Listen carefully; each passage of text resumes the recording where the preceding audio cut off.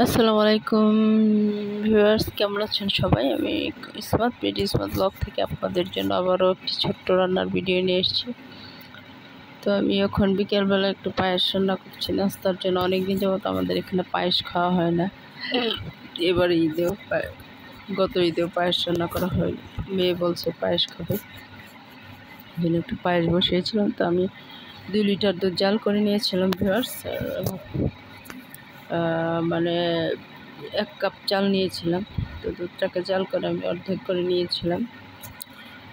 তো একটু ক্যারামেল পায়েস করব, সেই জন্য আমি একটু ক্যারামেলও তৈরি করে নিয়েছিলাম। তো আমার পায়েসটা অনেকক্ষণ জাল দিতে দিতে একদম এখন হয়ে আসার সময় নামিয়ে নেওয়ার আগে আমি জালটা কমিয়ে দেন আমি এক কাপ গুঁড়া দুধ দিয়ে দিলাম ভিউয়ার্স। পায়েসে একটু গুঁড়া দুধ দিলে আরও টেস্টটা বেড়ে যায়।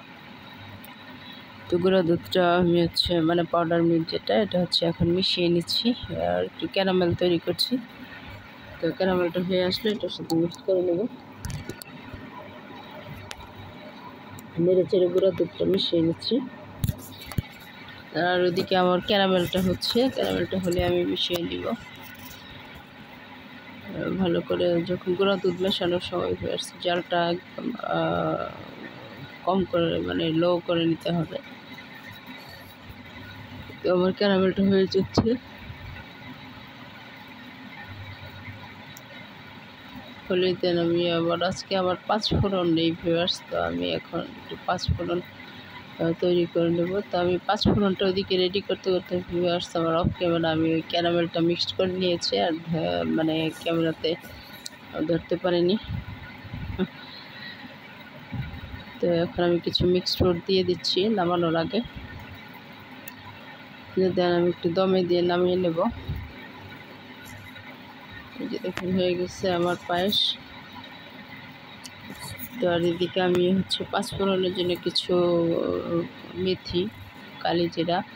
তো আমি হঠাৎ করে দেখলাম যে আমার কালকে রান্নার জন্য আজকে রাতের বেলায় এখন 5 ফোড়ন নেই।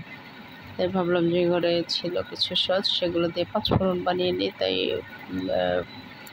আমি মেথি, কিছু কালি জিরা, মৌরি সস আর রাঁধুনি, কয়েকটা অল্প পরিমাণে দিয়েছি, সরিষা দিয়েছি আর জিরা দিয়েছি। জিরা দিয়ে যে বানিয়ে দিলাম আমার 5 ফোড়নটা হয়ে গেছে। ঠেকা চলবে ভিউয়ার্স। তো এই আর কি। তো হয়ে গেল আমার 5 ফোড়ন। এই যে আপনারা ঘরে বানিয়ে নিলে একটা এক প্যাকেট 5 ফোড়ন দাম 45 থেকে 50 টাকা ভিউয়ার্স। আমি মাঝে মাঝে ঘরে বানিয়ে নিই, আবার মাঝে মাঝে কিনেও আনি, যখন যেমন চলে। তো এই যে হয়ে গেছে আমার 50 টাকার 5 ফোড়ন। ভালো থাকবেন সবাই, আল্লাহ হাফেজ।